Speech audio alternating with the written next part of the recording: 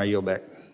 Gentleman yields. I now recognize Mr. Kennedy from New York for 5 minutes questioning. Thank you, Mr. Chairman. Secretary Noem, thank you for your time before this committee. Today is a solemn day for my community in Buffalo, New York. 3 years ago, on May 14th, 2022, a gunman, motivated by racism and hatred, drove 2.5 hours from his home to the east side of Buffalo to carry out an act of domestic terrorism.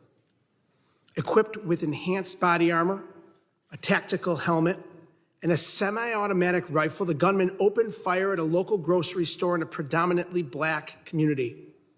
In just 123 seconds, he took 10 innocent souls that day, severely injured 3, and traumatized countless other individuals. Because of this act of domestic terrorism, radicalized and indoctrinated online, and carried out in the name of white supremacy, families in my community will never be whole again. Buffalo now joins a growing list of communities impacted by mass shootings carried out by lone wolf, homegrown, domestically radicalized, disturbed individuals. Secretary Noem, in your written testimony today, there's not one mention of this kind of threat to the homeland. You refer to foreign terrorist organizations. You refer to aliens who are affiliated with foreign terrorism. You refer to arrests of suspected gang members. Not once do you mention the term domestic terrorism, domestic terrorist, or lone wolf. There's a gaping hole in your testimony today. You fail to reassure this committee or the American people that you'll protect the homeland from bad actors, radicalized right here in the U.S., like the gunman who opened fire on my community 3 years ago today. There's been a systematic, intentional effort by your department and this administration since January 20th to ignore the very real threat posed by domestic terrorism. This is a blatant negligence made abundantly clear by the administration's budget and by President Trump's broader actions to defund the Department of Homeland Security initiatives that track and prevent domestic terrorism.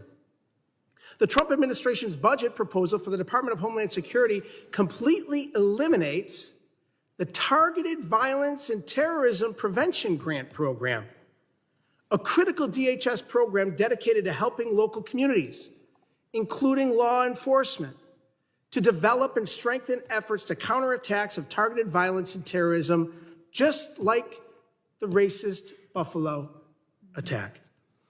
This exact grant program awarded nearly $1 million in the aftermath of the 5/14 shooting in Western New York to help close research gaps about the radicalization of domestic terrorists, develop violence prevention modules, and improve bystander intervention. This program was also used to harden safety and prevention efforts in other communities that experienced targeted domestic terrorism, including a school shooting in Oakland County, Michigan, and a pattern of other domestic terrorist incidents. The budget proposal you're defending today justifies the elimination of this funding by arguing it was, quote, weaponized to target Americans exercising their First Amendment rights, end quote. If the suggestion that an act of domestic terrorism, which took the lives of 10 innocent people and forever changed my community, qualifies as protected First Amendment speech, then explain that to the families of the victims who were killed that day. Under this administration, we have a Department of Homeland Security that is making excuses for domestic terrorists under the guise of free speech and insulting communities like mine, especially on a day like today, as we mark the anniversary of unimaginable violence and loss. We can do better, and we must do better. With that, Mr. Chairman, I yield back.